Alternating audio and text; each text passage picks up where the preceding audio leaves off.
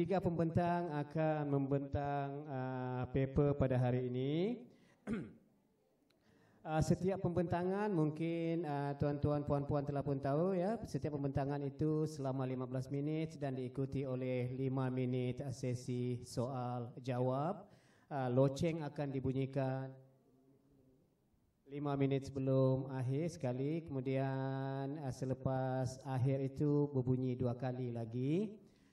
Tidak ada apa-apa penalti dikenakan jika tuan meneruskan pembentangan selepas itu. Jangan risau, cuma saya nak balik awal itu sahaja. Baik. Saya dengan ini berbesar hati untuk memperkenalkan pembentang bagi sesi ini, pembentang yang pertama bagi sesi ini dengan tajuk Distributive Leadership and its Relationship to Organizational Commitments in Secondary Schools of Sarawak. Pembentang kita ialah Encik Hu Kwok Hua. Bukan? Dr. Ying Le Ling. Dipersilakan. Thank you. Sekarang di sekarang di bilik keempat Jadi jangan tinggalkan saya nanti, ada lagi satu Ini pelajar masa saya not function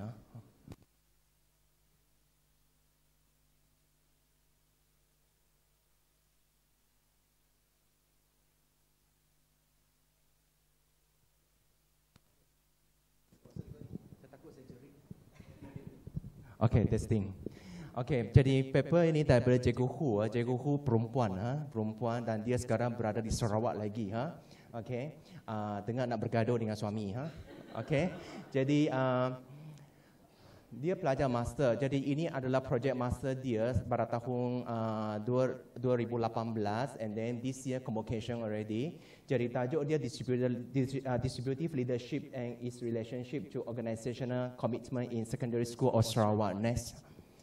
Jadi kita lihat sepintas lalu kenapa kita kaji okay. Significant changes in the country education system increasingly undermining the willingness of educators to face various challenges. Okay, Bahagian dia tulis, saya baca saya sendiri Okay, jadi kenapa kita masih lagi kaji distributive leadership? Salah satu sebabnya jelas ditunjukkan di merata-rata tempat dan di mana-mana organisasi pendidikan. Kita nampak siapa yang in charge di sekolah, pengetua. Dan siapa yang berkuasa di sekolah, majoriti akan kata pengetua juga. Kalau dalam konteks politeknik dan college community, pengarah yang akan berkuasa, pengarah yang akan mengeluarkan arahan, pengarah yang akan memberikan instruction and then the decision. Jadi ini yang kita tidak mahu. Jadi apa yang kita mahu adalah kuasa, we want to share power. Jadi zaman telah berubah dan dari sehari ke sehari kan, this is what we don't want. Okay, next. So institution transformation is unrealistic and unsustainable if it only depends on the school leaders. Okay, di jabatan saya sendiri kan, tiap kali saya nasihatkan pensyarat-pensyarat saya supaya try to learn something new, try to upgrade yourself. Why? Why you need to upgrade yourself? Because in order to update yourself, you don't update, you cannot upgrade. Confirm. Okay, jadi itu yang saya lakukan sepanjang beberapa tahun ini. Tapi unfortunately, as I say, di mana-mana tempat sama sahaja, bukan senang. Okay, next. So the traditional leadership role, the leaders powers over the employees, and this is what happening now. Okay, walaupun banyak inisiatif telah kita lakukan, dan di mana-mana sahaja kita tekankan, kita perlu laksanakan pelbagai jenis kepimpinan yang ada. Saya rasa 2-3 tahun lepas kan non-stop we talk about the transformational leadership, and then di mana-mana sahaja kan kita cakap tentang charismatic leadership, and then di sini juga saya beritahu tentang distributive leadership. Tetapi kan, as I say kan, setiap jenis gaya kepimpinan ini ada kelebihannya dan ada masalahnya, dan dia bergantung sangat kepada individu yang memimpin untuk memilih gaya kepimpinan yang sesuai untuk diperhatikan dalam organisasi dia. So even though today I present to you or I share to you all here distributive leadership, but I cannot guarantee distributive leadership 100% good for all the education institution. Okay, so please take in mind. That's why once again saya nak beritahu, ini adalah kehadiran saya di sini adalah untuk to share with you all, to share with you all the findings. Next. So what is distributive leadership? Jadi Previous researchers also emphasized distributed leadership, promoting social interaction among the leaders and followers and social interaction that contribute significantly to increase the teachers' commitment, teachers' effectiveness and teach students' engagement. Tak boleh dinafikan, sebenarnya bukan saja distributed leadership, mana-mana gaya kepimpinan. Setiap kali bila saya beri lecture kepada students kan pasal gaya kepimpinan, I can tell them mana-mana satu kepimpinan ada manfaat dia kepada individu yang di bawah pimpinan dia. Ada, memang ada. Students engagement, lecturers potential improvement, semua akan ada. Tetapi kita kena lihat sesuai ataupun tidak sesuai dan how are we going to implement this. Next. So why distributor leadership? Ini yang saya tanya student saya, kenapa dia pilih distributor leadership? Konon-konon dia jawapan dia adalah sebab banyak orang lakukan. Jadi dia pun pilih. But I don't know how good this one actually. But we go through, tengok dia kata, the research evidence also indicates that certain forms of distributor leadership have a modest but significant indirect effect on students' achievement. Jadi betul seperti mana yang saya kata. Bila I remember last 3 years kan, bila saya buat pembentangan bersama dengan supervisor saya yang dulu di USM kan, jadi kemana saja dia buat pembentangan saya ikut dia sebab dia pakar transformasi leadership kan. So wherever he go, dia share dengan orang apa kebaikan transformasi, kepimpinan transformasi kepada orang. Begitu juga dengan this one, you see the benefits are almost the same as I said before. Next. So organizational commitment, this is the dependent variable dalam kajian ini. So as a psychological construct that involves the characteristic of labor relations with the organization and has implication for the individuals, panjang betul ayat dia.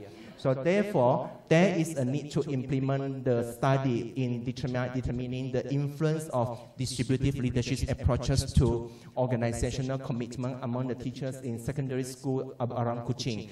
And one thing is, tuan-tuan dan puan-puan, jangan salah faham bila dengan Kuching sebab ramai orang dengan Kuching ingat satu tempat sahaja and we only do the research on the Kuching. Kuching actually divided into 3 different district now. Kita ada Kuching Utara, Kuching Selatan dan kita ada juga Majlis Perbandaran Padawan. Satu bandaraya Kuching telah dibahagikan kepada 3 because terlampau besar.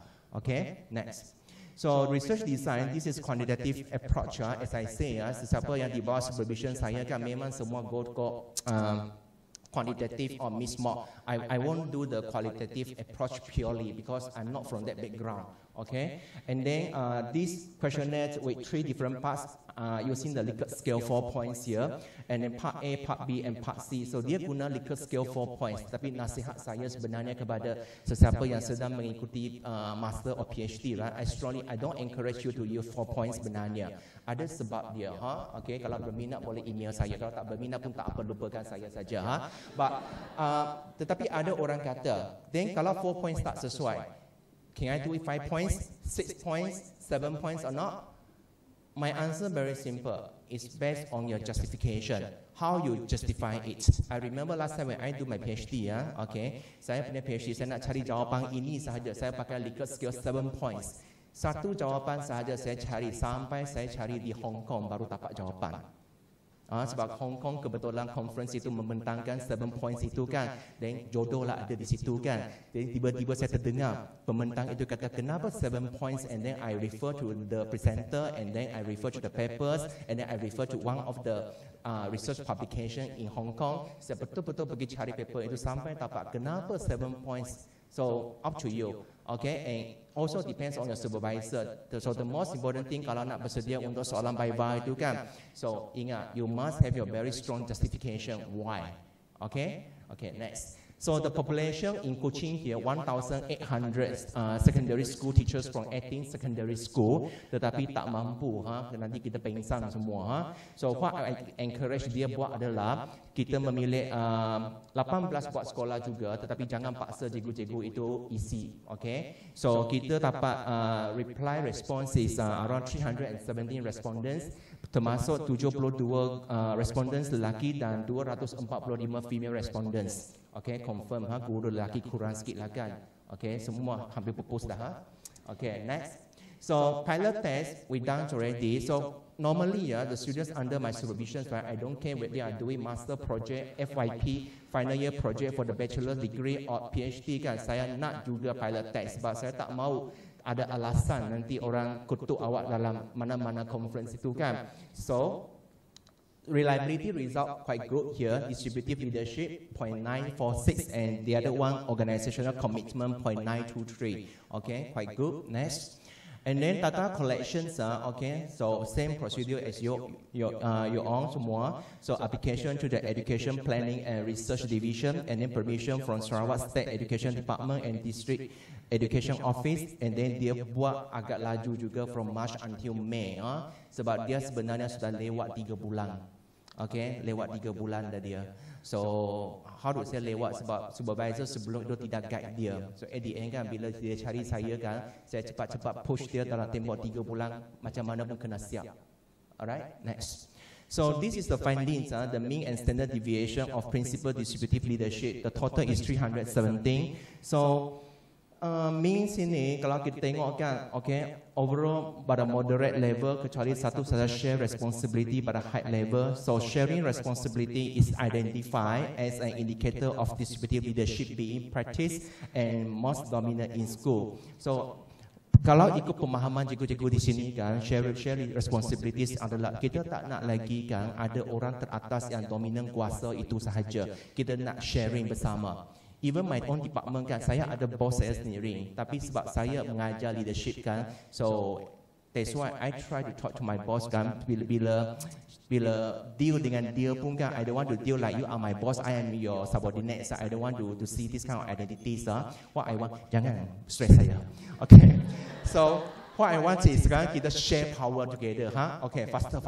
Okay, now commitment kan, you see teachers organizational commitment overall at the moderate level. Okay, so yang paling tinggi sekarang kan you tengok 2.59 pada 2.65 pada normative commitment. So identify to occupy the most dominant place. Next. And then the t-test results show that there is no significant differences in the organizational commitment by gender.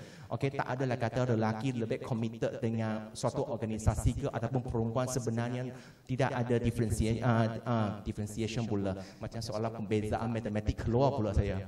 Okay, next. And then Pearson correlation, okay. All the dimensions under the commitment and also the distributive leadership just show that ada juga positive dan significant relationship antara kedua-dua construct ini dalam kajian dia. So distributive leadership practices in school can build the capacity and can improve initiative kalau kita buat betul-betul. But actually kan bukan sahaja distributive leadership as I said before. Next. So this study identified distributive leadership and organizational commitment respectively at a modest level, so the present leadership should be more flexible and focus on the sharing power. So how do you make it happen? For leaders seeking improved organization performance and better outcomes, the challenge is to create the conditions where professional knowledge and skills are enhanced. Ini sangat susah. I remember 2016 saya balik ke Sarawak, masuk institusi saya. Timbalan pengarah saya cakap dengan saya, okay, Dr. Ling, tugas pertama awak ialah apa untuk pupuk how to say the academic culture in the departments. Okay, selepas 3 tahun until now is 2019 and it's almost going to 2020 already, right? Unfortunately, first year buat khusus kan, hantar kajian paper ramai hantar. Second year buat paper kan, tinggal 50%. Third year kan, this year kan, okay, semua sudah hilang. Next year they ask me to do, sorry, no more already, I don't want to do. Nanti malu saya. Okay, next. So saya tahu awak nak tanya saya soalan. So that's why my question here is you ask but don't ask me. Okay, because this is the paper under my students. But what I can say with you all is what types of leadership do we need in the school to secure the best outcome for young people, and how do we change our structure to make this happen? Inilah soalan-soalan yang biasanya saya dapat daripada audience. When I remember when I presented the paper, okay, in many different places kan, kalau tentang kepimpinan kan, soalan yang biasa saya terima kan, mesti soalan-soalan seperti ini. Katanya, bagaimana kita nak mempraktikkan kepimpinan transformasi dalam sekolah supaya sekolah saya lebih berkesan? Hello, how do I know? I'm not from your school. Lepas dia kata, but is there any problem with charismatic leadership in my school? Again, I'm not your staff. How do I know? So that's why my answer is very simple. It's not about my answer, it's about your question. Your question is, cara soalan tak bermasalah, tetapi cara awak bertanya itu satu masalah kepada pembentang. Okay, so last I just want to share with you. If distributor leadership is to be authentic, then the skills of professional collaboration are critically important. How can you share the leadership if teachers cannot work together? Professional collaboration is the foundation for distributor leadership, but this has to be purposeful and disciplined. Be careful tuan-tuan dan puan-puan, tengok perkataan dia professional collaboration. Dan sekarang setiap institusi kan sibuk menjalankan kolaborasi kan, non-stop cakap kolaborasi, betul tak? Wherever I go, when I go to college community, peserta cakap dengan saya, kami sedang berusaha untuk membuat kolaborasi. When I move to polytechnic, mana-mana tempat pun dia cakap dengan saya. When I move to sekolah kan, buat ceramah kan, cikgu pun cakap dengan saya, pengetuan nak buat kolaborasi. But actually, what is kolaborasi? Look at the next sentence. Each is not good enough to have working groups, teams, or even professional learning communities that cooperate rather than collaborate. So my question is, sekarang tanya balik ke pemimpin di institusi masing. Dia nak buat kolaborasi ke dia nak buat kerjasama sebenarnya? Okay, next. Any more? Habis. Sekian, terima kasih. Any soalan? Any question? No questions, huh? Okay, no question. Okay. Thank you, Dr. Ling. Kita ucapkan banyak-banyak terima kasih kepada Dr. Ling. Disebabkan tidak ada sesiapa yang hendak bertanyakan soalan. Well, anyway, just to follow the procedure, I'm still going to give you the 5 minutes. If there's nobody asking any questions, then I will invite Dr. Ling again to present the next paper. Is it? No, that's okay. Stay here. Stay here. Ada soalan, kita buka kalau ada.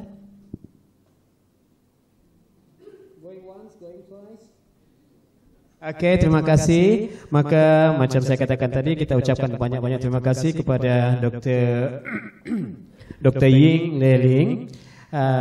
Maka dengan ini seterusnya saya dengan berbesar hati sekali lagi menjemput Dr. Ying Leling untuk membentangkan paper beliau yang kedua yang bertajuk Implication of Teaching Aids and Feedback Environment Towards Student Learning. Dipersilakan.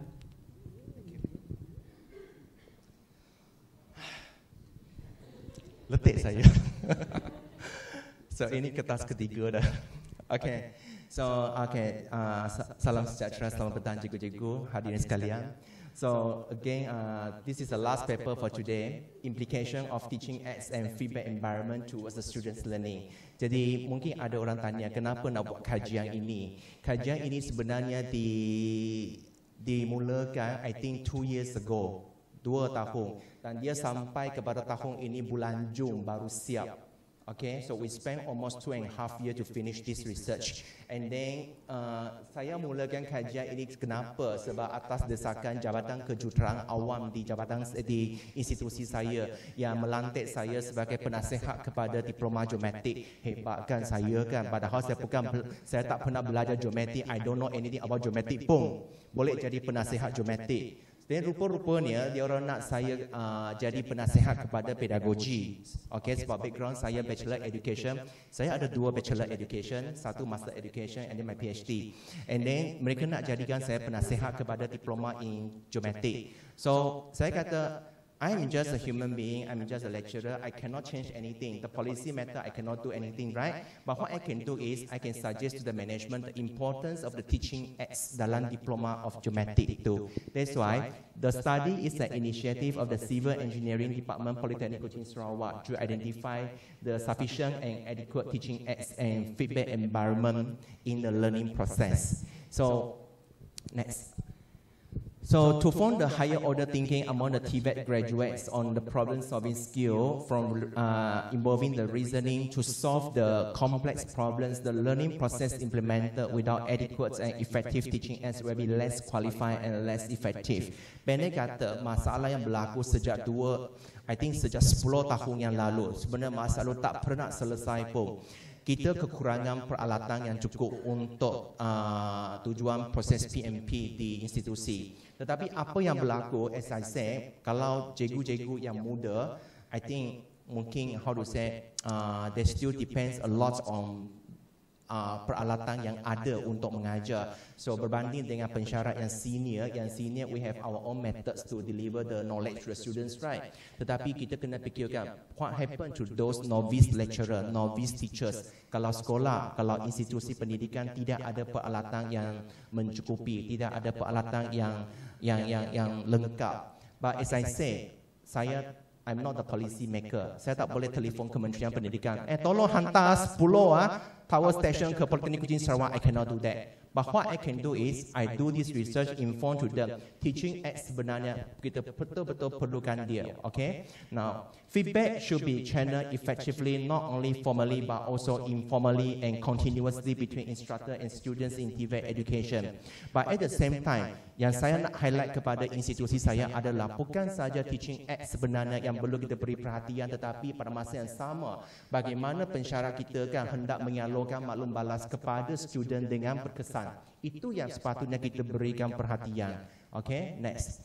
So teaching aids, okay, secara ringkas tentang teaching aids. So the second one, lack of quality and enough teaching aids will cause the difficult and inefficient teaching and learning process. And this situation is more worrying when the teaching process without adequate teaching aids fail to attract the attention and the students' interest in learning.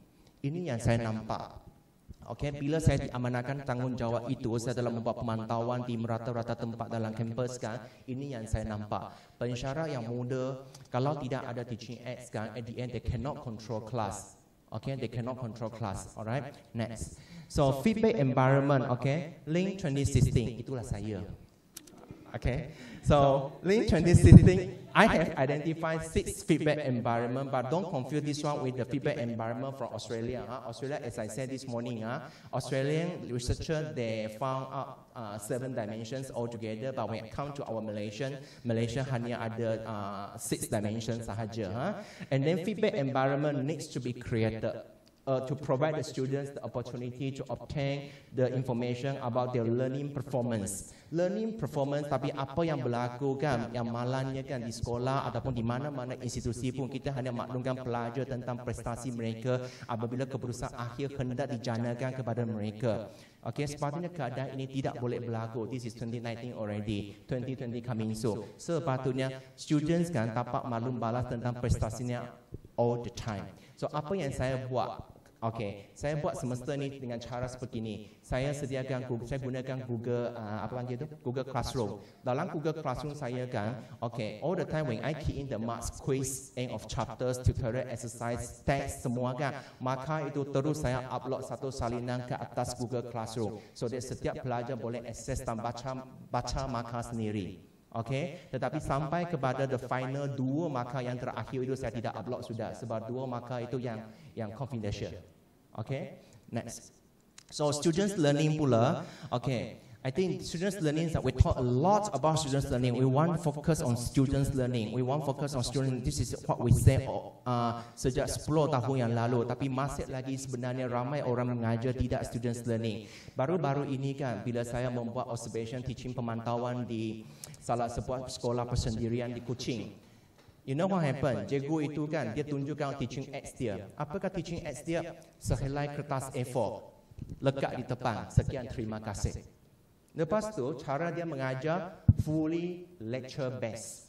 Dia baca sampai habis. Mula-mula saya ingat tengok 30 minit, dia nak balik kampung kan. Tapi bila saya shock dengan dia, dengan cara macam ini pun boleh survive. Dan saya teruskan observation dia sebanyak 1 jam. Then at the end, within 1 hour, cara dia mengajar memang macam ini. Ada case macam ini. This is 2019 set lagi ada orang mengajar seperti cara ini.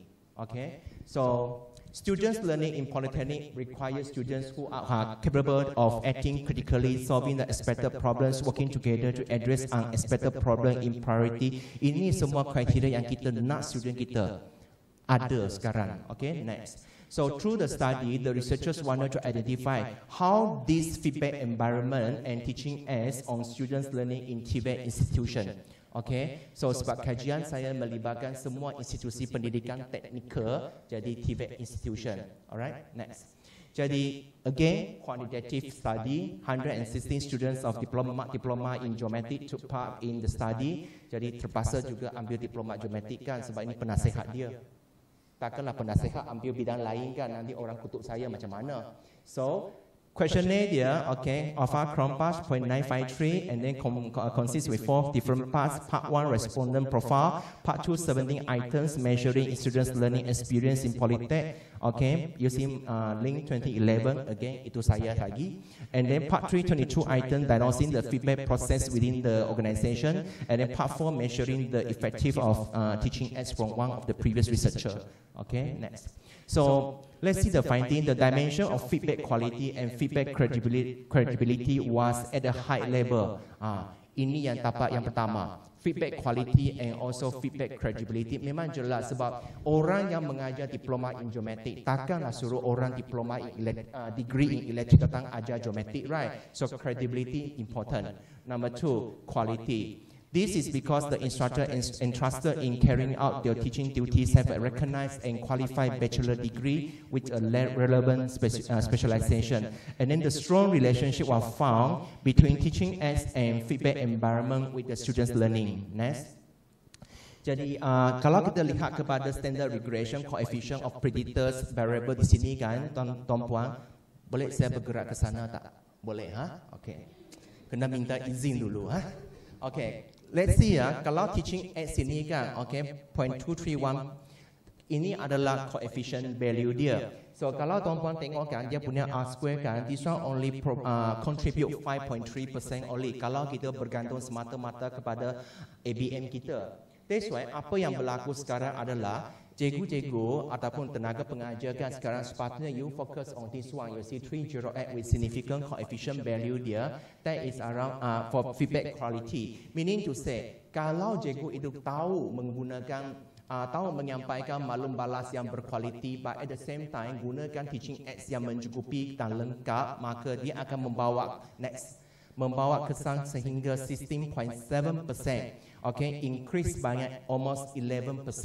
Itu satu kenaikan how to say increment yang besar sebenarnya. Okay, next. That's why, in other words, the use of adequate and functioning teaching aids should be integrated with the feedback quality in giving maximum impact on students' learning in TVET institution. I don't know other institutions yet because not yet done the research on other institutions, but in TVET institution kita telah nampak bukan sekadar bergantung semata-mata ke atas peralatan yang diwujudkan oleh Kementerian Pendidikan. Kalau Kementerian Pendidikan, dengar suara saya pelik sini. Kalau Kementerian Pendidikan beli peralatan kepada kita, tapi pensyarah kita tak tahu nak menggunakan, nak menghasilkan, nak deliver feedback yang berkualiti kan, kesannya pun tidak semaksimum seperti mana yang kita jangkakan. Okay, so quality feedback can illustrate the direction and scope of the assignment and further improving the ongoing activities. Next. So for the conclusion, instructors, termasuk tenaga pengajar sekalian, instructors must be equipped with the ability to provide quality feedback to maximize the use of teaching aids in the formation of the compatible learning environment. Okay, that's why apabila saya berkongsi dengan IPG Patolintan dengan IPG di Sarawak kan, some of the lecturers kan happy with the findings kan, sebab apa? Selama ini kan kita ingat ABM itu mainkan peranan yang penting, yes of course, tetapi kita kena fikirkan how to maximize the effect. Kita nak effect yang lebih besar dalam proses of teaching and learning. So nowadays ikut trend sekarang, kita kena fikirkan how can you deliver the feedback yang berkualiti. Bukan sahaja tahu bercakap. Semua tenaga pengajar boleh bercakap, I believe that. Saya ada ramai pensyarah yang boleh bercakap, but how they can deliver the feedback quality, the quality feedback, that this one really need time. Okay, so adequate teaching materials and training on quality feedback should be emphasized over time. All right, any more? No more already. Thank you very much. Thank you, Dr. Ling.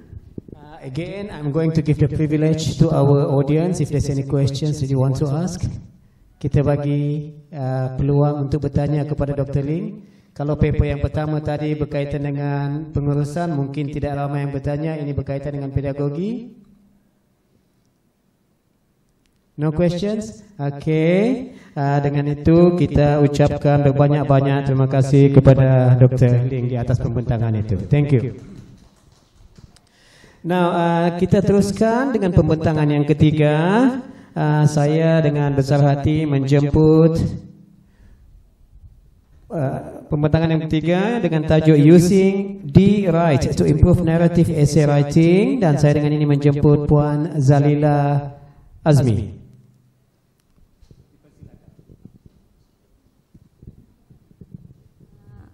Okay, Assalamualaikum and a very good evening. So I am Zalila binti Azmi from Maktab Mahmud Baling, and I'm here representing PPD Baling. Alright, so the title of my action research is Using D-Write to Improve Narrative Essay Writing. Okay, next. Okay, so what is it about? So according to Dick, Howe and Jackson 2017, writing is one of the hardest skills to be mastered among students, and this is proven to be true. From my 4 years of teaching experience, I can see that my students, they are struggling to write and express themselves well in writing. Okay, so from my observation, I can see that the root of this problem is my students' inability to elaborate narrative events in detail.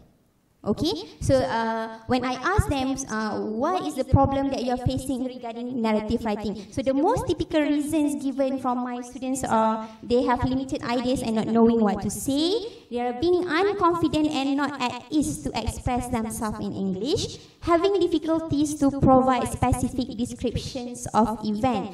That is why I implement D-Write to find out whether D-Write can help students to improve their narrative essay.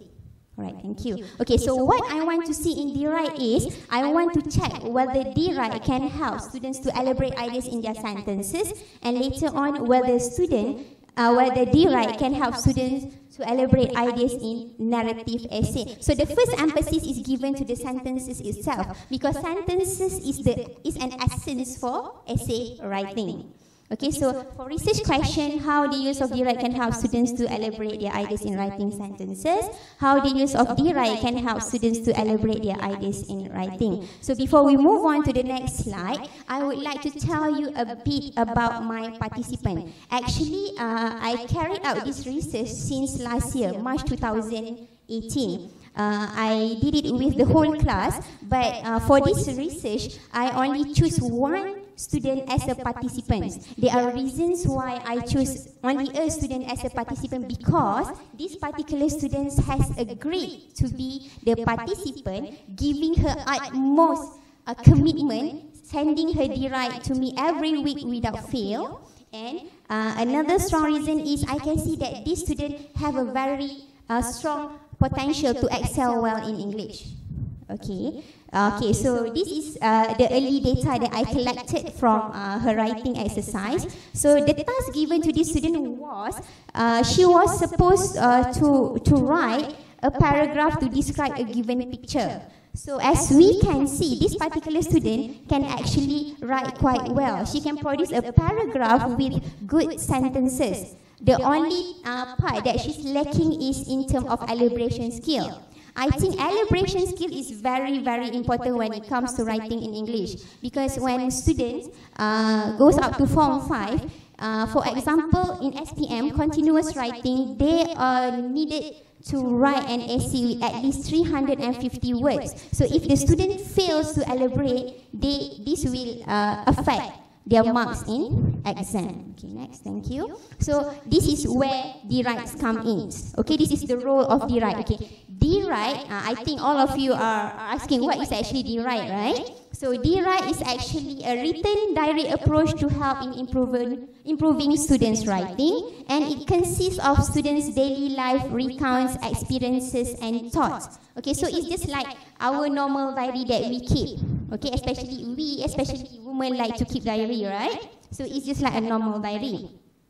So the way that D-Write function is, first, I would personally buy a normal book that the student can use as D-Write to write her recounts, and she would need to submit her entries at least once a week. Okay, and from her diary entries, I would personally give feedback and respond on her teaching, emphasizing on her elaboration skill. Let's say if the student is writing a diary entry about her school trip, and the paragraph is not that long, and the events is not that detailed. So I would pose a few questions there, asking her to elaborate more on her feelings and on her experience.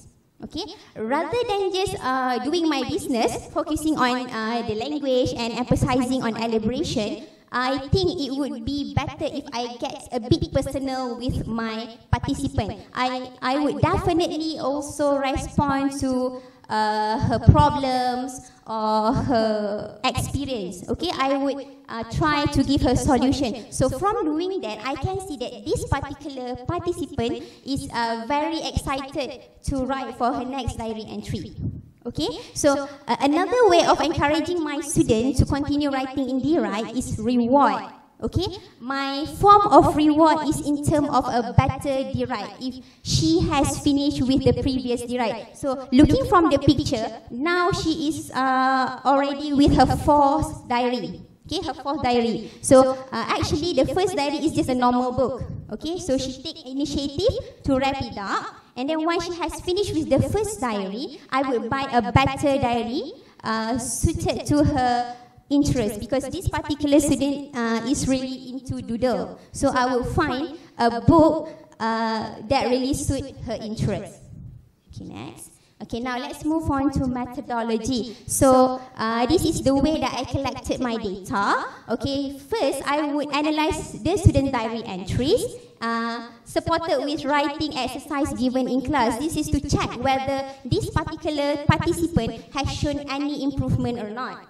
Okay, then I will also compare her writing score in her test. That would be only her writing score, not the whole score. Okay, and lastly is the student feedback regarding DRI. So I would pose a few questions and she would respond on that through her writing on how DRI actually helped her in elaboration skill and make her a lot better in writing. Okay, next please. Okay, so now I would like to share about my finding. This is after intervention, after using DRI. As we can see, at first, she was just able to produce a short paragraph. But now, she produced an essay with 2 pages. Okay, so, and now she is only in Form 3. So, I can see that she is already at the same level as the Form 5 students with the constant use of DRI. Okay, okay. Now I would like to make a comparison between her writing in February, April, and also August. Okay, for example, this is what I take from her writing. In her writing, in February, the sentence is she put aside her homework and took out her computer out of her bag. Okay, the sentence is correct, nothing wrong with that, but she's lacking in terms of her elaboration skill. She could not give further details about what homework that she's supposed to be doing and also about her bag. Okay, and then now let's look at the latest writing produced by this particular participant. What really impressed me the most, she managed to come up with this sentence. Emma, the girl who was wearing her pitch black jacket that saved her from the coolness of the night, took a look at her glow in the dark green wash that was on her left hand. That is very specific. We as the reader, we can see a vivid image in our mind. Okay, so it is proven that with the use of DRI, this student can improve well. Okay, so this is the record of her writing score. I keep track of her improvement since last year. So let's say she was in Form 2. So for midterm test, for her writing, out of 30, she managed to score 21. But then she improved to 23 out of 30. And the latest one is which is Form 3 Gempo, the trial. Out of 20, she managed to score 18. So it is almost perfect. Okay? Alright? Okay, this is the student feedback on DRI. So I'm going to highlight only on a few things. So to her, she likes to write in DRI because DRI helps to improve her English. It's a fun way for her to learn English. It helps her to improve her grammar and also elaboration skills, because when she's writing, I would comment on the way that she writes by providing a few descriptive words to make the writing better. Okay, and what touched me the most is, to her, Dira is like her second home. Okay, because in Dira, she doesn't only improve her English, but the teacher kindly leave comments on her personal life, on how to solve a few problems in her life. So that really touched me. All right. Okay, so in conclusion, for me, Dira has played a very significant role in improving students' narrative essay writing, especially in terms of elaboration, because my focus is in terms of elaboration of ideas in sentences and in essay. Because I believe when the student is constantly writing in Dira, she gets to be familiar with the language itself. So when she is familiar, it means that she is comfortable to use English. All right, it doesn't give her any problem. Okay. All right. This research, the use of Dira is maybe effective with my students, but I don't know about your students in your school. But my suggestion is, if you want to use Dira, you can use that, but maybe you can give a different focus according to your students' learning needs. So I think that's all. Thank you.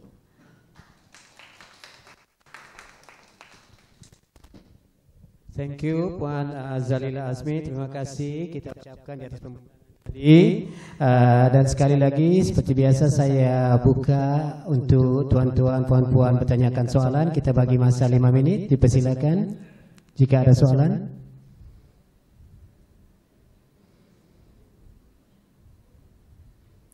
No, thank you. Terima kasih. Majlis merakamkan ucapan terima kasih kepada semua pembentang, kepada semua para hadirin yang di sini pada hari ini di atas pembentangan yang telah berlangsung tadi. Sebelum kita berakhir, saya dengan berbesar hati menjemput sahabat kita Encik Zakaria Abu Bakar, pegawai SISC Plus Baling, untuk menyampaikan sijil kepada pembentang. Thank you. Saya persilakan Dr. Ling Yeng Le. 3 pembentangan hari ini sangat hebat. Tahniah, thank you.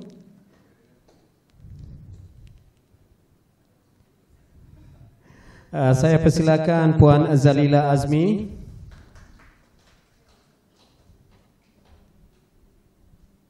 InsyaAllah akan tinggi prestasi Maktab Mahmud. Thank you. Ada lagi? Oh,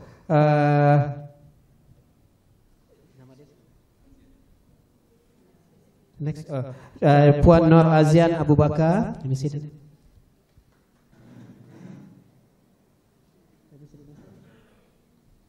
Leo. Oke. Saya persilakan Puan Lim Chiu Ting.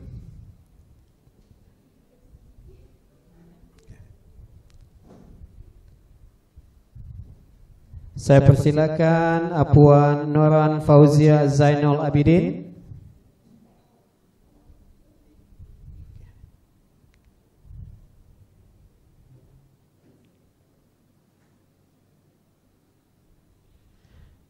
Saya persilakan Puan Daeng Nazihan Ganim Aco alias Sulaiman.